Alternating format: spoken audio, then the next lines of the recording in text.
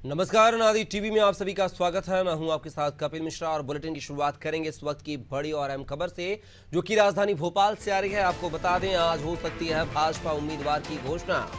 कल तक भरे जाएंगे राज्यसभा उपचुनाव के नामांकन। केंद्रीय मंत्री सिंधिया के इस्तीफे के बाद खाली हुई सीट, मध्य प्रदेश की सीट के लिए बाहरी नेताओं के नाम चर्चा में। वर्तमान में राज्यसभा में एमपी की 11 में से 8 सीटें भाजपा के पास हैं। तो ये बड़ी खबर आपको राजधानी भोपाल से बता रहे हैं, जहां पर आज हो सकती है भाजपा उम्मीदवारों की घोषणा।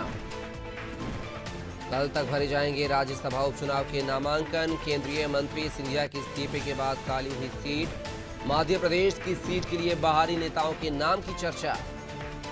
तो ये बड़ी खबर आपको बता रहे हैं राजधानी भोपाल से, जहां पर आज राज्यसभा के चुनाव के लिए उम्मीदवार के नाम का ऐलान हो सकता है। भाजपा आज अपने उम्मीदवार का नाम अनाउंस कर सकती है।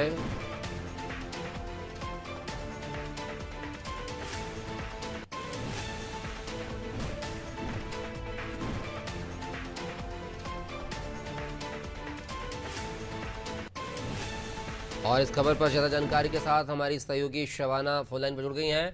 शबाना, बात किया है तो मध्य प्रदेश में एक खाली हुई राज्यसभा की सीट के लिए उपचुनाव है। इसमें आज जो है बीजेपी अपने प्रत्याशी के नाम का ऐलान कर सकती है। आखिर क्या कुछ कवायद चल रही है नाम को लेकर? जी देखिए, बिल्कुल आपको बताना चाहूंगी कि केंद्रीय मंत्री ज्योतिरादित्य सिंधिया की सीट जो कि गुना से खाली हुई है राज्यसभा उपचुनाव के लिए, उसके नामांकन की कल आखिरी तारीख है। ऐसे में आज जो है भाजपा उम्मीदवारों के नाम की घोषणा कर सकती है। कई नाम चर्चा में थे, जैसे नरोत्तम मिश्रा का नाम चर्चा में था। इसके अलावा पार्टी के और नेता है, इसके अलावा कांग्रेस से आए सुरेश पचौरी का नाम भी चर्चा में चल रहा था।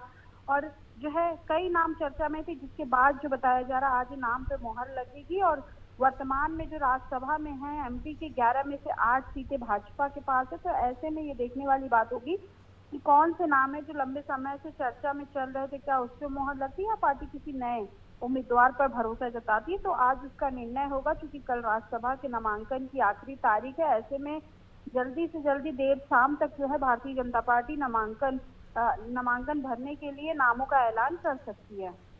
शबाना, लेकिन बात करें जिस तरह से केपी यादव का नाम चर्चा में था, चूंकि गुना सीट से वो सांसद रह चुके हैं, लेकिन जैसे ही लोकसभा के चुनाव थे तो उसी सीट से उनका टिकट काट कर ज्योतिरादित्य सिंधिया को टिकट दिया गया था। ऐसे में ये कयास लगाए जा रहे थे कि उनको कहीं ना कहीं पार्टी जो है एडजस्ट करेगी। साथ ही नरोत्तम मिश्रा का भी आपने जिक्र किया है, एक दिग्गज नेता है मध्य प्रदेश के। जिस तरीके से उन्होंने ताबड़तोड़ कांग्रेस के नेताओं को बीजेपी में प्रवेश दिलाया लोकसभा चुनाव के पहले, तो उनका भी एक कद बड़ा माना जा रहा है ऐसे में। और साथ ही बाहरी नेताओं के नामों की भी चर्चा है।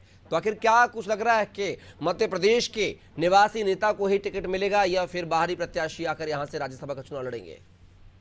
देखिए, ये भाजपा की सरकार है, जाहिर सी बात है। भाजपा हमेशा ये कहती हुई नजर आई है, हम उसी कार्यकर्ता को मौका देते हैं जो कार्यकर्ता काम के लिए होते हैं। तो यहाँ पर देखना होगा कि केपी यादव का टिकट काटा गया था, ज्योतिरादित्य सिंधिया को मौका मिला था, तब से ये कयास लगाए जा रहे थे कि वो नाराज चल रहे हैं। वैसे में अगर उनको संतुष्ट करना है तो भारतीय जनता पार्टी उनको राज्यसभा के लिए जो है टिकट दे सकती, नामों का ऐलान कर सकती है। लेकिन ऐसे में फिर नरोत्तम मिश्रा जो पार्टी में लंबे समय से मध्य प्रदेश के पूर्व गृह मंत्री थे, कई लाख लोगों को उन्होंने भाजपा की सदस्यता दिलाई, तो उनको भी नाम देने का समय है। ऐसे में देखना होगा भाजपा किस पर भरोसा जताती है। कई और नाम भी चर्चा में है जो अन्य पार्टियों से आए हुए हैं। तो ऐसे में अगर ज्यादा कसमकस होती है तो बाहरी जो उम्मीदवार है उनके नामों का भी ऐलान यहाँ पर किया जा सकता है, यानी कि दूसरे राज्यों से जो है राज्यसभा के लिए उम्मीदवार मध्य प्रदेश से भेजा जा सकता है। चलिए शबाना, तमाम जानकारी अब हमारे साथ बनी रहेगा, आगे भी आपसे जानकारी लेंगे। तो एक खबर राजधानी भोपाल से थी, जहां पर बीजेपी अपने राज्यसभा उपचुनाव के लिए प्रत्याशी के नाम का ऐलान आज कर सकती है। कल नामांकन भी दाखिल हो सकता है।